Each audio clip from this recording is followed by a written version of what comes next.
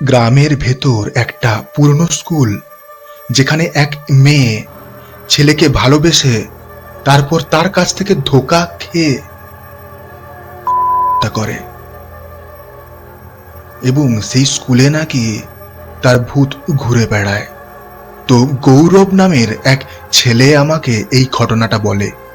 গৌরব কলকাতার এক স্কুলে ক্লাস 9-এ পড়তো।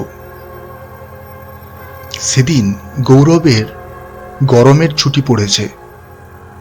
ছুটি পড়তেই তার ঘোরার জায়গা বলতে একটাই, সেটা হচ্ছে মামার বাড়ি।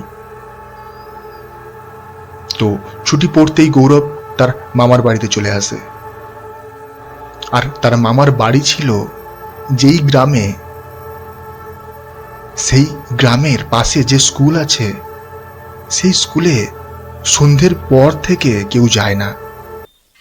প্রতিবারের মতো আজকেও একটা অদ্ভুত ইউনিক ঘটনা নিয়ে আমি চলে এসেছি। নমস্কার, আমি রাকেশ। আমার ভিডিওগুলো যদি তোমাদের ভালো লাগে, সাবস্ক্রাইব করে দিও। আর হ্যাঁ, একটা পজিটিভ কমেন্ট করতে পারো। ভেতর থেকে একটু শান্তি পাই, ভিডিও করার জন্য মোটিভেট হই। গৌরব সেদিন মামার বাড়িতে এসেছে। আসার পর গ্রামের সবাই তাকে বলে দিয়েছে, তুই যেখানে যাস ওই স্কুলের দিকে কিন্তু যাস না। আর গৌরবকে যদি কিছু না করতে বলা হয়, ও সেইটাই করে। একটু জেদি প্রকৃতির হয়। তো গৌরব যেই দিন মামার বাড়িতে এসেছে, সেই দিন তো দাদু, দিদা, মামা, গ্রামের পাশের পাড়ার বন্ধুদের সাথে কথা বলতে বলতে টাইম কেটে যায়। তার পরের দিন গৌরব রাত 10টার দিকে ঘুম থেকে উঠে হাঁটতে হাঁটতে একা সেই পুরনো স্কুলের দিকে চলে যায়। তারপর কিছুক্ষণ হাঁটার পর গৌরব বুঝতে পারে ওর পেছনে কেউ একজন আসছে। গৌরব ভাবতে থাকে, হয়তো আমার মনের ভুল, সবাই আগে থেকে বলে রেখেছে ওইখানে ভূত আছে, তাই আমার মাথায় এইটা চলছে, তাই হয়তো আমি এই রকম ভাবছি। আবার কিছুটা হাঁটার পর গৌরব বুঝতে পারে ওর পেছনে কেউ তো একজন আছেই। গৌরব পেছন ঘুরে যখন তাকায়, দেখে কেউ নেই। ঠান্ডা বাতাস বইছে। গৌরব ভাবছে, এত গরমে ঠান্ডা বাতাস, উফ, গরমের ছুটি আর মামার বাড়ি, জীবন সার্থক হয়ে গেল। তারপর গৌরব যখন হাঁটতে হাঁটতে যেই পুরনো স্কুলে তার মামার বাড়ির গ্রামের সবাই যেতে বারণ করে সন্ধ্যের পরে,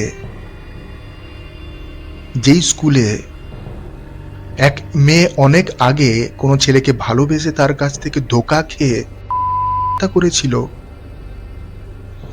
সেই স্কুলের সামনে চলে আসে।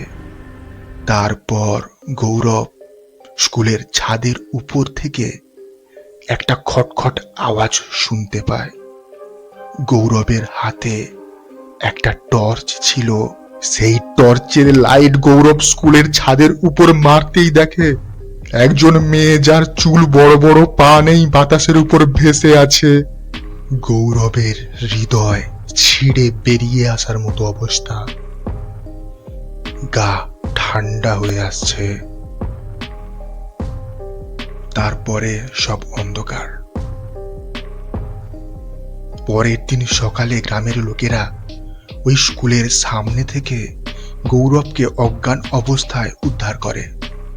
তারপর সবাই গৌরবকে ভালোভাবে বুঝিয়ে বলে, তোকে তো আগেই বলেছিলাম ওই স্কুলের দিকে যেতে না, ওখানে যে যায় সে অসুস্থ হয়ে যায়। তারপর থেকে গৌরব যেন ভয়ে ভয়ে থাকতো। গৌরবের দাদু দিদা গৌরবকে ভালোভাবে বুঝিয়ে খাইয়ে মাথায় হাত বুলিয়ে বলে যে ভয় করিস না, সব ঠিক হয়ে যাবে।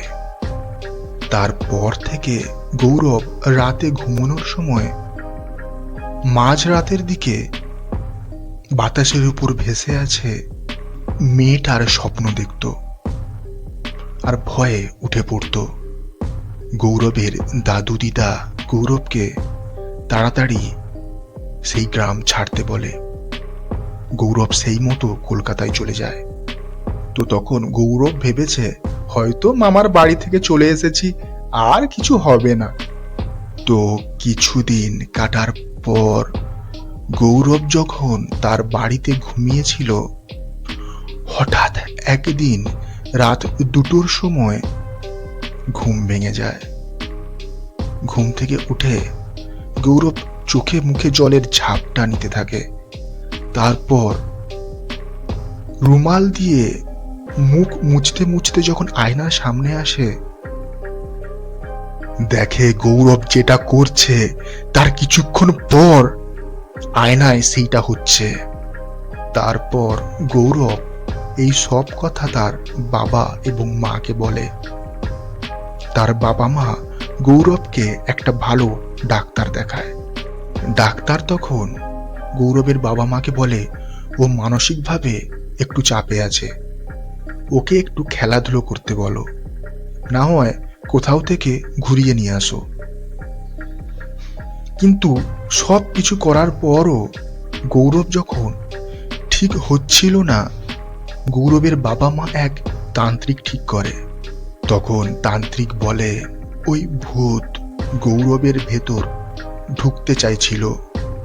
তারপর ওই তান্ত্রিক গৌরবের চোখের দিকে চেয়ে মন্ত্র পড়ার পর আর গৌরবের সাথে এই রকম ঘটনা ঘটেনি।